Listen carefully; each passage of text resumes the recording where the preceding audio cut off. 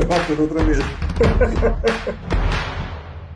Muito boa tarde, espero que estejam todos bem. É um prazer estar convosco. Bem-vindos à primeira edição da Conversa da Fama que iremos trazer todos os fins de semana, ao domingo, pelas 8 horas.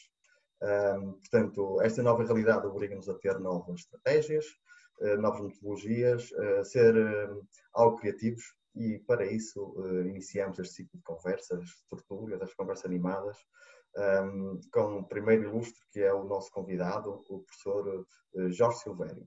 Portanto, um cumprimento especial para o professor Jorge, um cumprimento especial também por ter aceito o nosso convite, porque é sempre bom, nesta hora, a gente contar com os amigos, e o Jorge já é um amigo de longa data, portanto, daí a gente recorrer, em primeira instância, aos amigos, e neste caso também, além de amigo, é um excelente profissional que temos convivido já há largos anos, e pronto, daí nós trazermos aqui para a nossa primeira conversa este ilustre convidado. Muito boa tarde, professor Jorge, obrigado pelo convite, por ter aceito o convite, e é sempre um prazer estar connosco.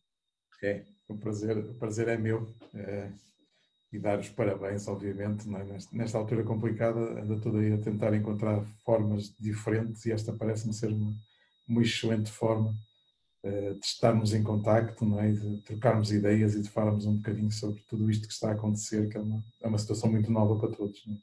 Claro que sim. Muito bem. Jorge, permite-me tratar-te assim. Esta é uma conversa informal e nós assim nos tratamos já há vários anos. Portanto, nós queremos trazer até um bocadinho da tua experiência, também da tua capacidade ao nível da psicologia, do teu envolvimento e profissionalismo para ajudar os nossos atletas, em primeira instância, os pais dos nossos atletas e os atletas em geral. Portanto, foi a nossa aposta num momento tão difícil, começar pelo aspecto mental, psicológico, que envolve o atleta, depois de se ver privado, não é, de forma tão abrupta das suas competições, que já teriam sido realizadas há 15 dias, com os nacionais de categorias e com os nacionais de clubes. Portanto, os atletas trabalharam afincadamente, quase no limite, quase a chegar à meta, viram-se impossibilitados, portanto, de traduzir os seus treinos em resultados. Portanto, Jorge, antes de mais, gostaria que descrevesse um bocadinho do teu percurso. Sei que tiveste muitos anos a natação, hoje estás noutras andanças, de uma forma mais fincada, apesar de teres atletas também da natação lá contigo. No entanto, queria que de viva voz descrevesse um bocadinho o teu percurso para contextualizar o porquê do nosso convite. Ora bem, eu concluí, digamos assim, a licenciatura ainda antes de Bolonha, portanto uma licenciatura de 5 anos, em 91, em Psicologia, na Universidade do Porto, com especialização que nós na altura tínhamos, hoje em dia diria que é um mestrado integrado, não é? Claro. Nós tínhamos a especialização em Psicologia da Saúde, não havia Psicologia do Desporto. Depois de concluído o curso, também foi o último a integrar, digamos assim, o serviço militar obrigatório, porque a seguir acabou, deixou de ser obrigatório, portanto, e depois comecei a minha prática profissional. E comecei a minha prática profissional na Universidade do Minho, em Braga, como psicólogo clínico, e depois tive a felicidade de abrir o primeiro mestrado em Portugal em Psicologia do Desporto, e como o desporto era uma coisa que eu gostava muito e a psicologia também, aproveitei e fiz esse mestrado. Não é? Pronto, e depois, na sequência do mestrado, surge a possibilidade de fazer uma tese, não é? Começas a pensar qual é o tema da tese para fazer, e surgiu o tema do burnout, que hoje está muito na moda, não é? E resolvi estudar o burnout e fazer uma comparação entre os triatletas, na altura não se fala muito no triatlo, e os atletas que praticavam as modalidades individuais, a natação, o ciclismo e o atletismo. E por conveniência geográfica, digamos assim, uma vez estava na Universidade do Minho, contactei a secção de natação do Sporting Clube de Braga e fiz o trabalho com eles. E depois surgiu o convite da parte na altura, técnico principal, do José Manuel Borges, para ficar como psicólogo da equipa de natação. E estive lá 8 anos com o José Manuel. 8 anos fantásticos, fomos várias vezes campeões nacionais femininos e a equipa masculina estava também Foram 8 anos de glória, não é? Exatamente, foram 8 anos excepcionais, portanto foi uma forma de começar fantástica, com atletas fantásticos, enquanto atletas, enquanto seres humanos, a equipa técnica também fantástica, e fui conhecendo muita gente nas piscinas, pessoas de quem eu gosto muito e que ainda vamos mantendo contacto, não é? E tu também fazes parte desse grupo, felizmente. E pronto, e desde aí, desde essa altura, tenho mantido sempre o contacto com a natação, em variedíssimos locais. Neste momento trabalho com alguns atletas de forma mais particular da natação, olímpicos, outros que estão a tentar ser olímpicos, outros em níveis ainda mais baixos, entre aspas, e portanto a natação tem estado sempre presente, digamos assim, na minha vida enquanto ciclodesporto. Depois é óbvio que, à medida que as coisas foram decorrendo, fui trabalhando com outras modalidades. Neste momento trabalho basicamente com atletas de quase tudo quanto é modalidade que existe no nosso país. E estou ligado à seleção de futsal, à masculina e agora mais recentemente também à feminina. Fomos campeões europeus em 2018, foi a primeira vez que Portugal foi campeão europeu, portanto também foi um momento fantástico e que eu guardo com particular apreço. E, entretanto, estou também ligado à Federação Portuguesa de Canoagem, nomeadamente aos atletas que já estão apurados para os Jogos, e ainda há a possibilidade de haver mais alguns, e portanto é nessa luta que estamos. Assim, de uma forma muito resumida, o meu percurso enquanto psicólogo do desporto, não é? Portanto, com cerca de quase 30 anos já a trabalhar nesta área. Muito bem.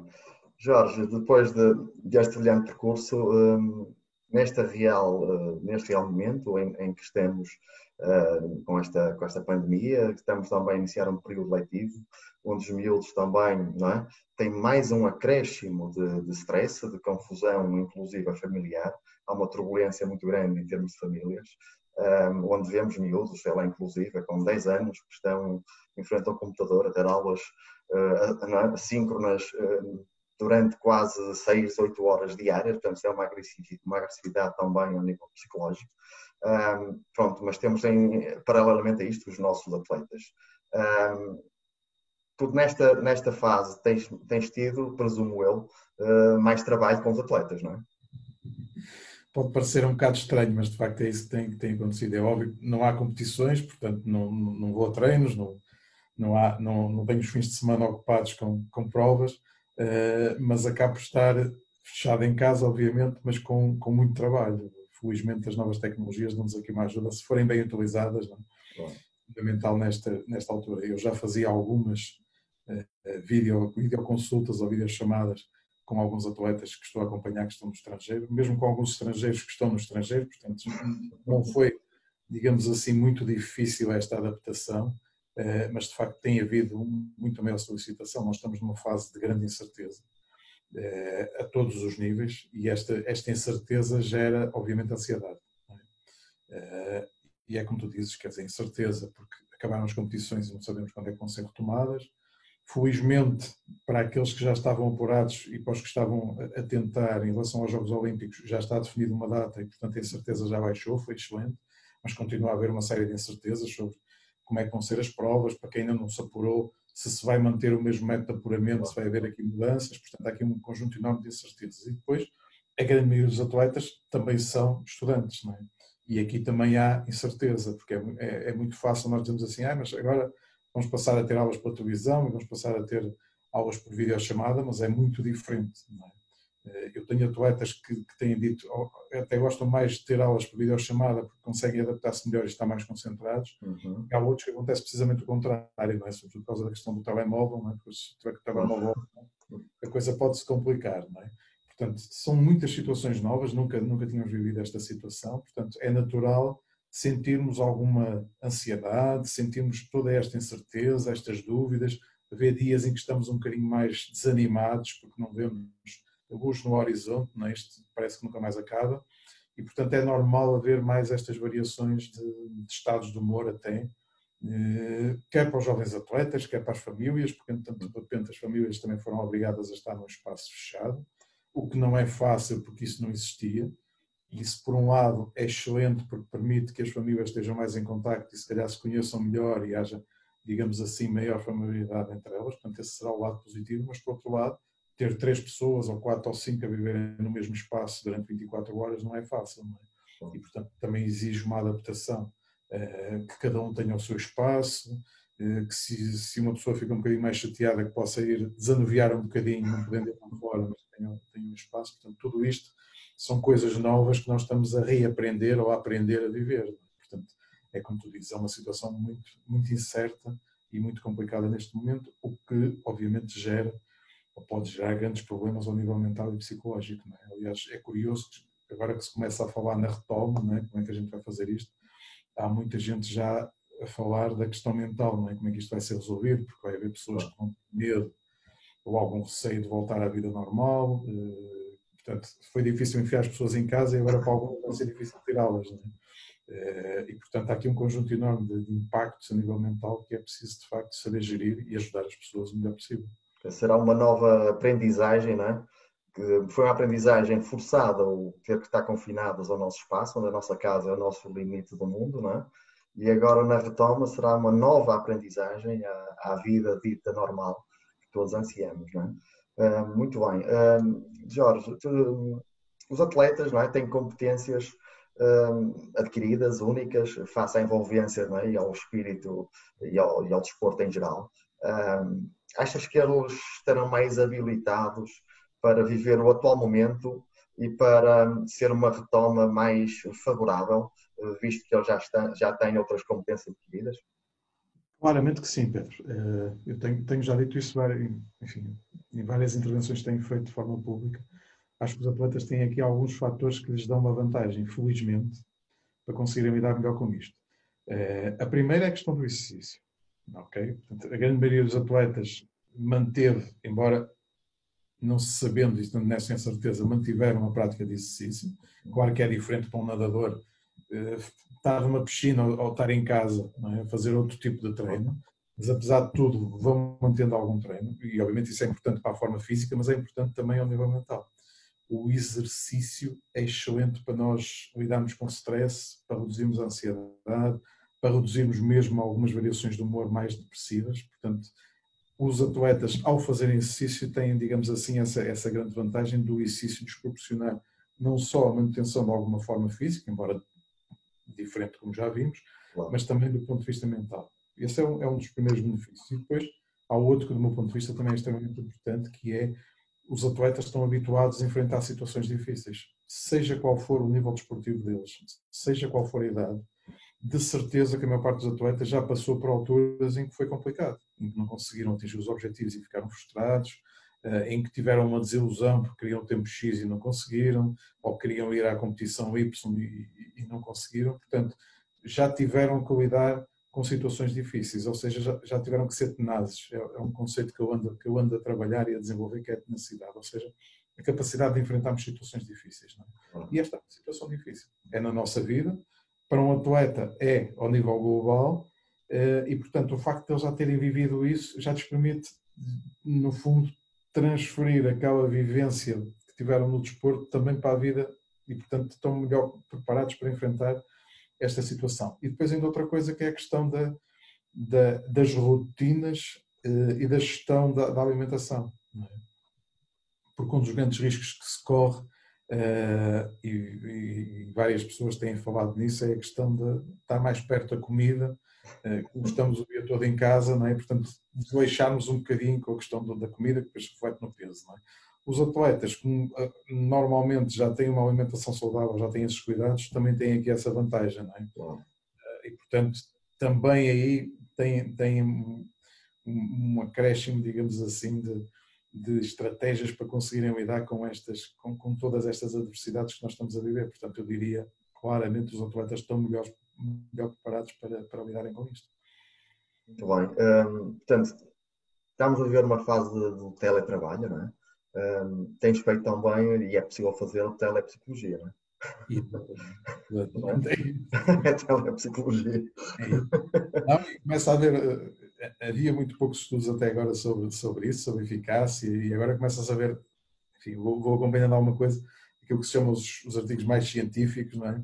De quais são as implicações, se é a mesma coisa, se não é, se a eficácia da telepsicologia é a mesma, não é? E, de facto, os estudos que têm sido revelados até agora demonstram que sim. Não é?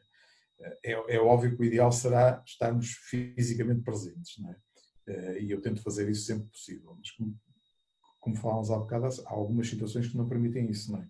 E, portanto, eu já me tinha percebido empiricamente, pela minha prática, que não havia grande diferença, não é? Claro que o ideal era, mesmo estando a trabalhar com videochamada, que houvesse pelo menos e era isso que eu tentava sempre que possível, mesmo que fosse para trabalhar à distância, que pelo menos o primeiro e o segundo contacto fossem mais físicos, mais presenciais, digamos assim, uma relação, não é? Mas não tem havido, aliás, até tem havido algumas pessoas, sobretudo até mais não atletas, que eu também vou trabalhando, apesar de ser uma minoria, com algumas pessoas em contexto de psicologia que não são atletas e que tinham algum receio, como é que é isto agora da videochamada, vai funcionar, não vai? E as pessoas têm estado a dar feedbacks extremamente positivos, não é? E felizmente, lá está, as novas tecnologias, como eu dizia há bocado, se forem bem usadas, uma ajuda fantástica, não é? Os que estamos presos em casa tem sido uma ajuda. Muito bem.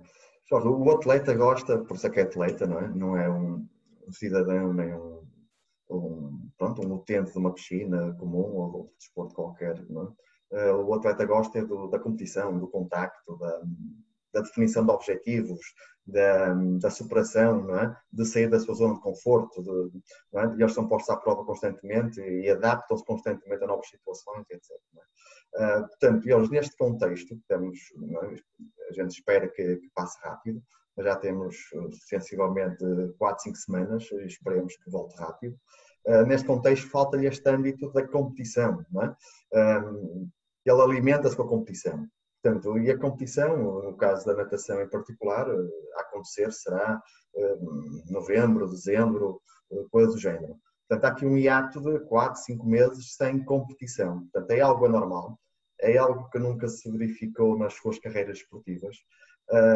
Quais são, atualmente, na previsão dos objetivos, na redefinição dos objetivos que eles terão de fazer neste atual momento, para eles no dia-a-dia estarem dispostos a fazer um exercício que a gente manda? Nós temos um plano, não é, que enviamos aos atletas, fazendo algumas videoconferências em direto, naturalmente, mas o que é que nós podemos aconselhar mais, não é, ao atleta, às famílias, aos pais atletas, que são o motor, não é, neste momento, são o motor da dinâmica do atleta, não, onde estão confinados em casa? O que é que nós podemos aconselhar a eles fazerem para superar um bocadinho esta falta de competição? Porque é a falta de competição que os alimenta, que neste caso não os alimenta, não é? E eles não têm uma luz ao fundo do túnel, não sabem quando é a competição, inclusive, que os calendários ainda não estão definidos. Portanto, esta toda a incerteza gera também a dita ansiedade, não é? Portanto, mas eles têm que se retroalimentar, não é? Têm que estar constantemente a alimentarem-se, por isso nós, enquanto clube, eu em particular também tenho feito, tenho tentado manter esta chama acesa.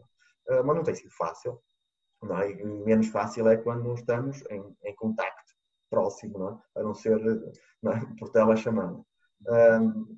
O que é que podemos aqui acrescentar? Não sei, Jorge, o que é que pode acrescentar a isto? Daquilo que tem sido a minha experiência, também nova, não é? Porque também nunca tinha passado por uma situação destas, esse tem sido um dos aspectos mais difíceis que os atletas têm relatado, não é? Porque andamos a treinar, não é? E de repente desaparecem os objetivos mais imediatos que tínhamos, não é? E tu já falaste de uma questão, um conjunto de provas que deixaram de existir, não é? Sobretudo, eu diria, na natação, provavelmente as provas mais importantes são os nacionais, não é? Para a grande maioria dos atletas, e portanto, de repente, eu até tinha ataques, mas pronto, posso guardá-los no bolso, não me vão servir para nada porque não existem as provas, não é? E aqui a competição serve não só porque os atletas, a grande maioria deles, de facto, são animais competitivos, não é? E gostam desses desafios e de se porem à prova e de verem o que é que estão a conseguir, mas também são etapas, quer para os atletas, quer para os pais, quer para os próprios treinadores, de avaliação, ou seja, será que o trabalho que estamos a fazer está aí no caminho certo, estamos a conseguir os nossos objetivos e de repente isto desaparece, não é? Eu fico sem uma hipótese de avaliar, claro, tenho sempre o feedback do treinador que me diz, olha, estás a trabalhar bem, faz mais isto ou faz mais aquilo, ou então precisas de fazer isto ou aquilo, porque a coisa não está a correr muito bem, não é?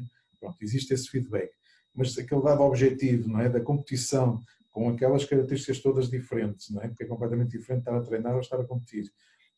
Com o olhar para o cronómetro e ver, ok, é aquele tempo que eu valho neste momento naquela prova, não é? Isso desapareceu.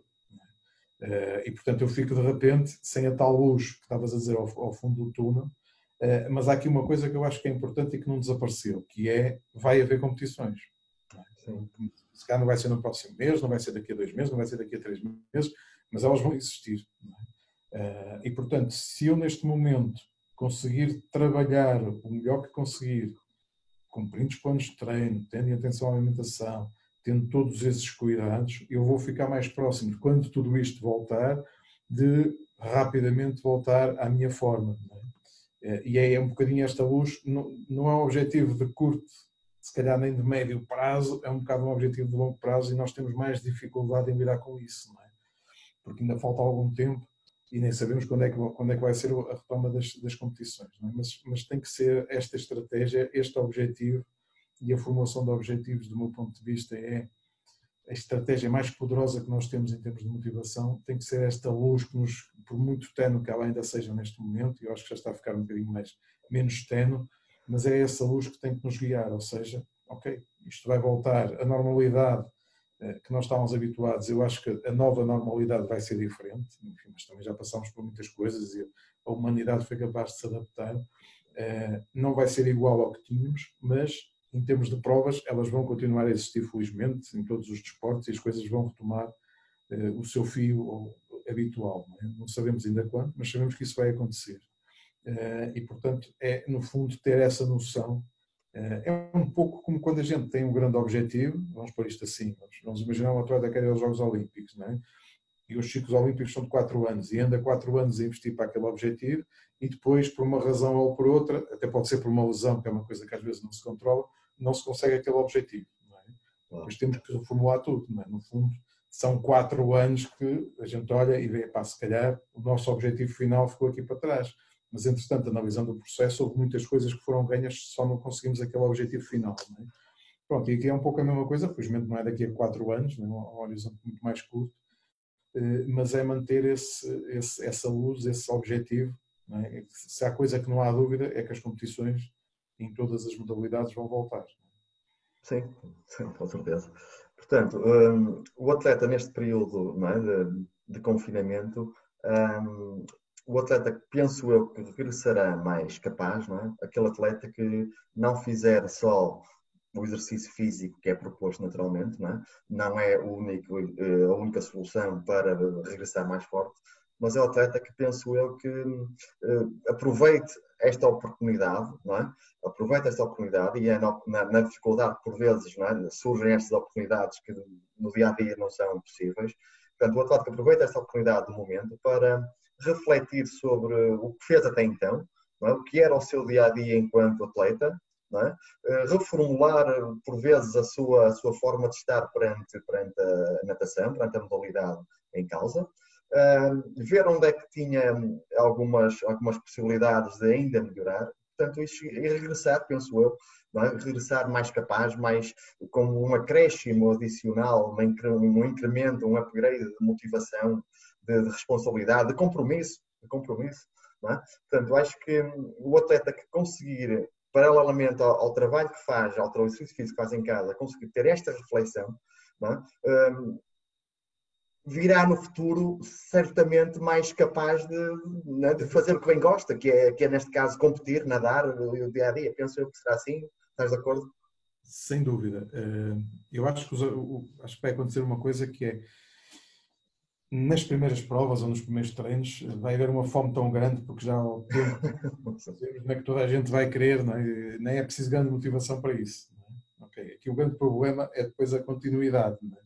Claro. E a natação, sendo das modalidades, do meu ponto de vista, para provavelmente com a ginástica das mais exigentes, quer do ponto de vista físico, quer do ponto de vista mental, esse compromisso que tu estavas a mencionar, acho que é extremamente importante, porque não é só agora os primeiros treinos, depois disto tudo voltar ao normal, ao tal normal entre aspas, não é? Mas é depois a continuidade disto. E o desafio que eu tenho estado a lançar aos atletas com quem trabalho, para além do ponto de vista físico, eles irem fazendo aquilo que é suposto fazerem, é também, do ponto de vista mental, manterem o treino mental, ou seja, continuarem a fazer as coisas que estavam a fazer antes, em termos daquilo que é o trabalho que tínhamos definido, e pensarem numa coisa que é um desafio, que é o que é que eu ainda posso melhorar. E seguramente que, em termos técnicos, em termos mentais, os atletas podem ser muito bons, mas ainda há qualquer coisinha que podem melhorar.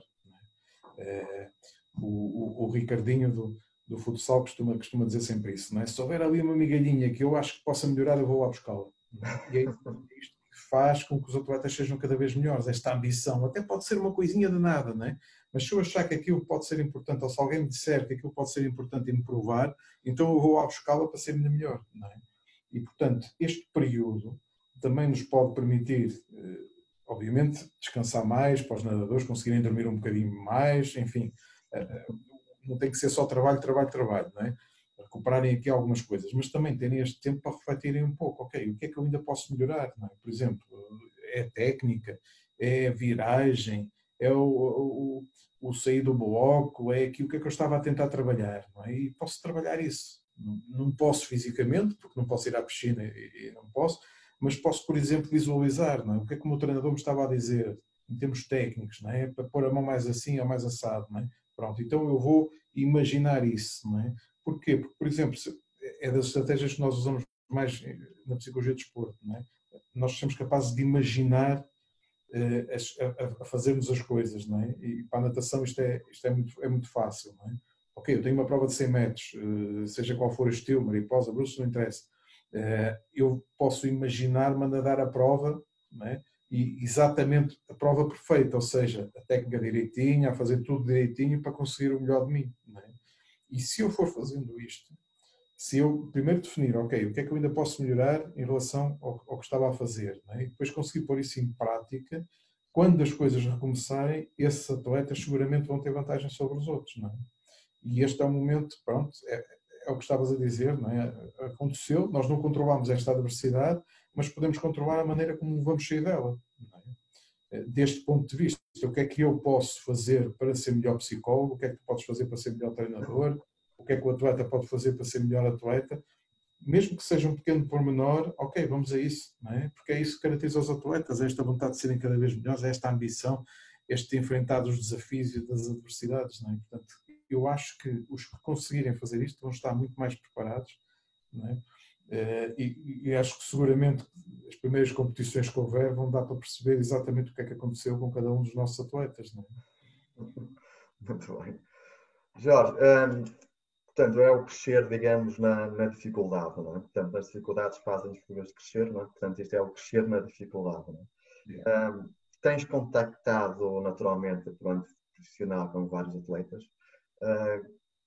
Qual a relação, não é? E as diferenças que vês ao nível mental dos diferentes atletas na natação e das modalidades com quem trabalhas mais próximo, como é o futsal, a canoagem? Quais os pontos comuns do atleta e quais os divergentes, não é? Neste caso, não é? O que é que o de natação tem de bem em termos psicológicos que o estilo do futsal, que é um desporto coletivo, não terá tanto e vice-versa, não é? Portanto, quais as competências específicas, neste caso, da modalidade face às outras? Eu diria, não há uma grande... Ou seja, não se pode caracterizar a modalidade do ponto de vista mental, nenhuma delas, como tendo mais isto ou mais aquilo. Agora, naquilo que é, tal como ao nível físico, os treinos são diferentes conforme as modalidades, não é? E aquilo que se tenta melhorar e que se tenta trabalhar é diferente também ao nível mental, ou seja, para dar um exemplo quase oposto, é? De duas modalidades em polos opostos. Tu tens uma modalidade como o tiro, por exemplo, e tens uma modalidade como o halterofilismo. Em termos de concentração, aquilo que é requerido é completamente diferente. Okay? Portanto, tu precisas de adequar, quando fazes um plano mental, precisas ter em atenção a especificidade da modalidade, o que é que cada uma das modalidades te pede, e depois do próprio atleta. Não é? Obviamente, é a grande dificuldade e, para mim, o grande desafio de trabalhar na psicologia do desporto, é que as pessoas não são iguais, não é? Portanto, não pode ser chapa 5, digamos assim, para todos. Não é? Há atletas que, por exemplo, controlam muito bem a ansiedade e há outros que têm dificuldades enormes. Não é? E, portanto, as receitas, o plano que fazes para cada um deles tem que ser diferente, não é? É um pouco também como em relação ao treino, nós devemos tentar ser o mais específico possível, obviamente, dentro da generalidade que é Mas preciso. os melhores atletas têm algo que os caracteriza, não é? Ah, Consegues identificar que os melhores têm face aos outros?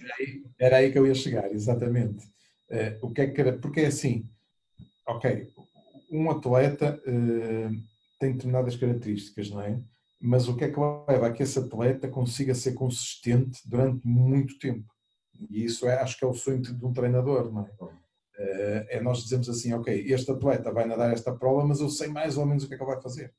Seja em verão, seja em inverno, esteja a chover, seja na piscina X ou na piscina Y, ele consegue ter essa consistência. E essa consistência é que eu acho que define, respondo à tua pergunta, é que eu acho que define aqueles que são os atletas excelentes dos outros, que até lhes podemos chamar bons, não é? Mas que andam ali que oscilam. É? E o treinador diz assim, ok, eu não sei muito bem o que é que vai sair dali. Não é? Tu olhas para um Cristiano Ronaldo, olhas para um Messi, olhas para um Ricardinho e vês uma curva, pode ter pequenas oscilações, mas em termos de É rendimento, constante, constante. é? A pessoa fica a olhar, epá, como é que este tipo consegue durante.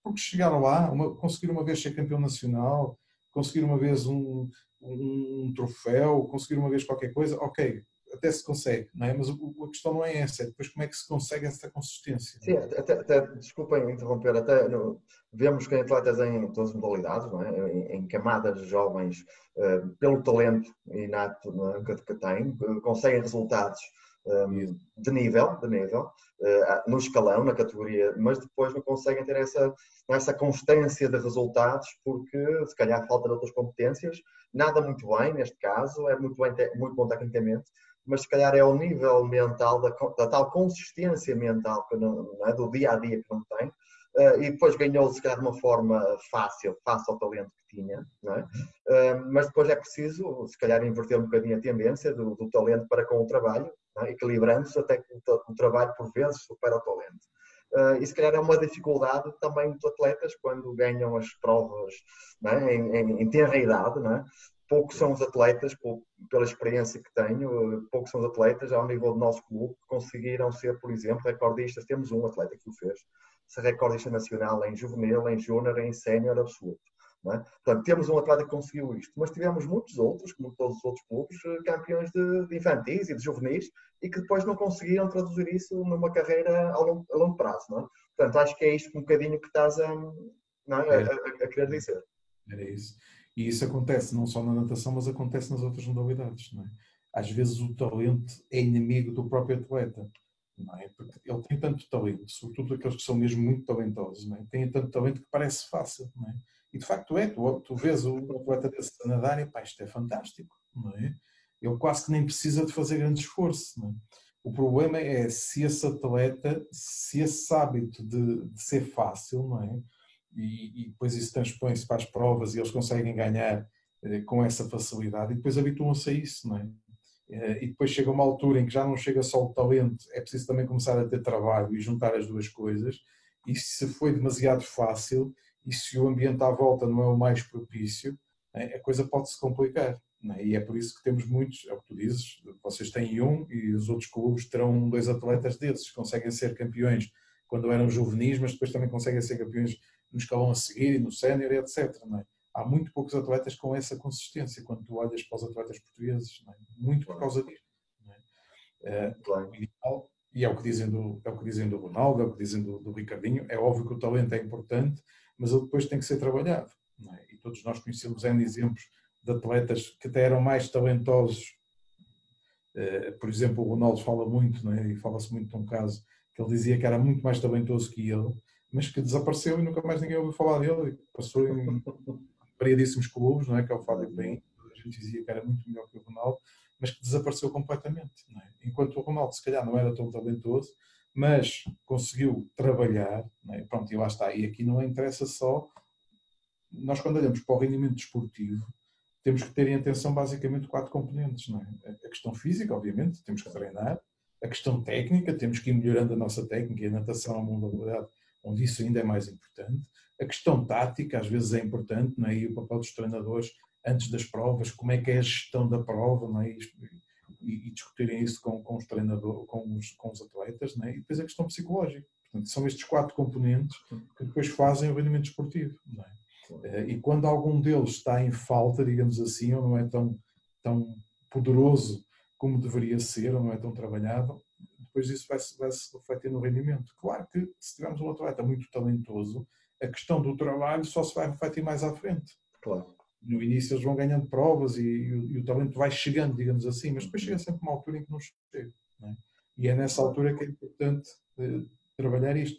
Lá está. E aqui também é importante uma coisa, que nós há bocado falámos, e tu fizeste a pergunta e depois a conversa foi para o outro lado, mas acho que é importante falarmos agora, que é a questão do ambiente. A família aqui tem um papel extremamente importante, não é? E também perceber isto, em estar de acordo com o treinador, em haver um plano de carreira, digamos assim, definido para aquele atleta, mas que os objetivos e o plano seja mais ou menos consensual entre todos. Não é? Eu diria que terá que haver não é, o trinómio atleta, treinador, pai, não é? Portanto, sem este trinómio devidamente musculado e oleado, não é? As coisas não funcionam. Portanto, se algum destes elos de ligação não funcionar, não há o espírito de corpo necessário para crescer, não é?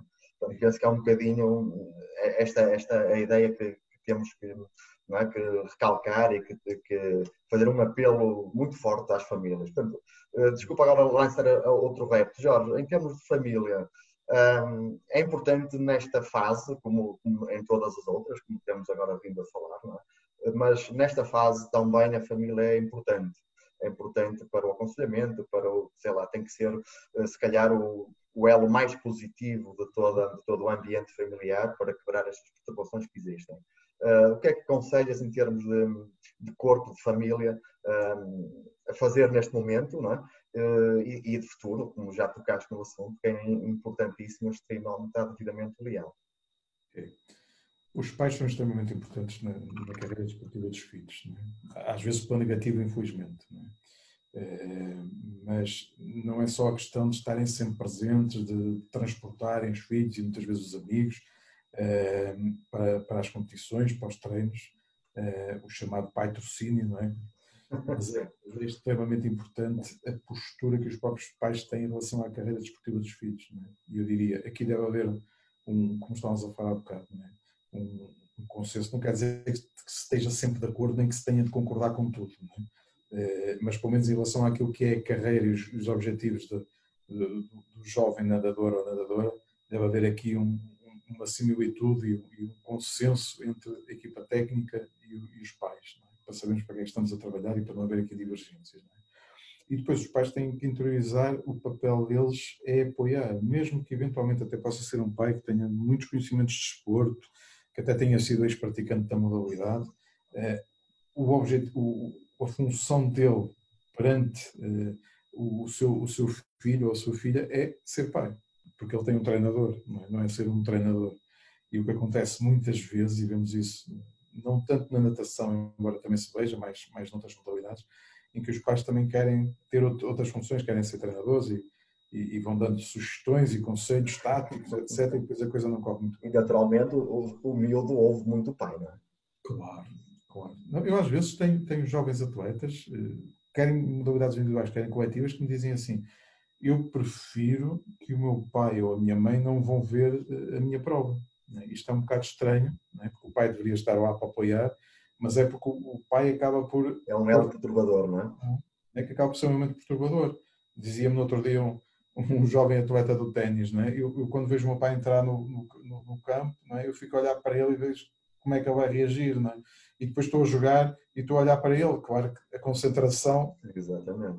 Não é? A concentração não está no campo, está na reação do pai. Portanto, isto vai logo ter problemas, não é? E, portanto, há ali qualquer coisa naquele pai que não está a correr bem, não é? Ele não está a ser o pai que deveria ser para aquele atleta, porque está a fazer com que a carreira desportiva e o desempenho desportivo do atleta seja prejudicado, não é? E, portanto, é preciso este equilíbrio, não é? E, felizmente, a grande maioria dos nossos pais sabem fazer isso, não é? Sabem apoiar, sabem ouvir, perguntam o que é que aconteceu, valorizam o que devem valorizar, porque às vezes também há muita tendência para se valorizar o resultado e não o processo, não é? E aquilo que deve ser valorizado é o que é que o meu filho está a aprender, o que é que ele foi melhor. Olha, tiveste uma prova, como é que te sentiste? Sentiste bem? Ok, senti. Então, excelente, vamos continuar, não é? E desvalorizar um pouco o resultado, porque às vezes o resultado, lá está, há bocado falamos da questão do controle, não é? Eu costumo dizer sempre aos atletas com quem trabalho, aqui, o que interessa é aquilo que tu consegues controlar, e o que tu consegues controlar é o que tu podes fazer. E numa piscina, numa prova, aquilo que o atleta controla é o que é que ele faz. Ele não controla o resultado final, não é? Ele não controla os adversários. Não é? Claro.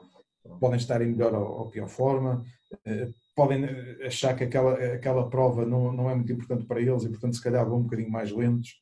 Não é? E às vezes temos atletas que têm tendência a gerir a prova deles em função dos outros. E pá, aquele tipo é que é o grande especialista neste estilo, vou olhar para ele e vou tentar. E o tipo até pode ter ido àquela prova e aquela prova não ser importante, e, portanto, ser mais um treino para ele. E se eu vou gerir a minha prova por ele, vou-me dar mal. Não é? Portanto, eu tenho que, O sobretudo. foco não está em si, mas está não é? No contexto, não é? Exatamente, não é? Eu tenho que. Aquilo que me interessa sou eu. E aquilo que eu posso controlar sou eu. E aquilo que eu consigo fazer na piscina, não é? E, portanto, muitas das vezes há também esta desfocagem, não é? De olhar para o outro, de ver como é que o outro conduz a prova e depois, em vez de eu estar a fazer a minha prova, estou a fazer a prova do outro. Não é? Exatamente. E, portanto, também há que ter estes cuidados. Não é? E aqui a família, como estávamos a falar, voltando ao ponto inicial, a família é fundamental. Não é? Este apoio, estar presente nas provas, mas é um estar presente a apoiar mesmo, não é o cobrar, não é o estar com o cronómetro na mão e depois ir, olha, fizeste a viragem mal, ou fizeste isto ou aquilo, ou não sei o quê. Não é? Há técnicos para tratar disso. Se os pais acharem que os filhos não estão bem entregues ou se acharem que há algum problema técnico, então se calhar mudem de clube, não é? Tem que haver este papel dos pais que é extremamente importante, mas sabendo exatamente qual é o papel deles, não é? E nós infelizmente às vezes vemos, felizmente a natação não acontece tanto isso, não é? A natação e outras modalidades mais amadoras, não é? Quando há mais dinheiro isto é mais complicado. É mais complicado. E a ambição por vezes é dos pais, não dos filhos, não é? Exatamente, não é? Portanto, ok, o papel deve ser este. Muito bem. Jorge, estamos quase a terminar. Já estamos quase com 45 minutos de conversa, uma agradável conversa. Portanto, queria-te só então lançar um repto. O que é que uma mensagem final para os nossos atletas, para os pais, para o desporto em geral, o que é que aconselharias neste momento e na certeza que mais oportunidades haverão de estarmos juntos e partilhar e aprender sempre com quem nos traz esta ciência, esta forma de estar e a tua capacidade de transmissão dos conhecimentos. Portanto, Jorge, o que é que terias agora de transmitir nesta parte final?